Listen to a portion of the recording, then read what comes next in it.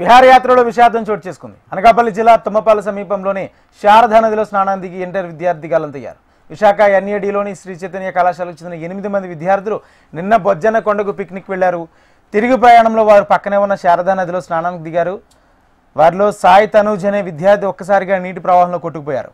ఘటనా స్థలానికి చేరుకున్న పోలీసులు ఎన్డీఆర్ఎఫ్ బృందాల సహాయంతో గాలింపు చర్యలు ముమ్మరం చేశారు. చీకటి పడడంతో రాత్రి గాలింపు నిలిపివేశారు. ప్రస్తుతం ఉదయం మళ్లీ గాలింపు చర్యలు కొనసాగుతున్నాయి. విద్యార్థి తనూజ్ ఆచూకీ కోసం కుటుంబ సభ్యులు ఆందోళన చెందుతున్నారు. ఇదే అంశానికి సంబంధించి పూర్తి సమాచారం మా ప్రతినిధి అనురాధ అందిస్తారు. అనురాధ.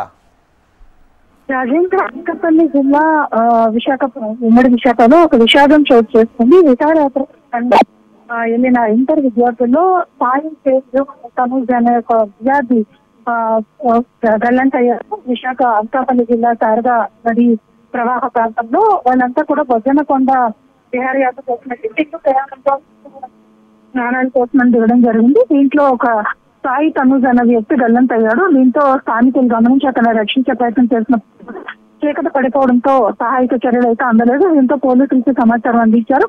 ప్రస్తుతం ఉదయం కూడా పోలీసులు గాలింపు చర్యలు అయితే చేపడుతున్నారు. ఇంకా అతను ఆచూకీ లభ్యం కాకపోవడంతో అటు విద్యా సంస్థల సిబ్బంది కూడా కొంత చేస్తూ ఉన్నారు. అయితే ప్రస్తుతానికి నదీ ప్రవాహం కూడా ఎక్కువగా ఉన్న నేపథ్యంలో అతను గల్లంతైన ప్రాంతాన్నంతటినీ కూడా వెల్లడి పడతా ఉన్నారు. గాలింపు చర్యలు అయితే కొనసాగుతూ ఉన్నాయి. మరి కాసేపట్లో అయితే తెలిసే అవకాశం ఉంది. రాజేంద్ర.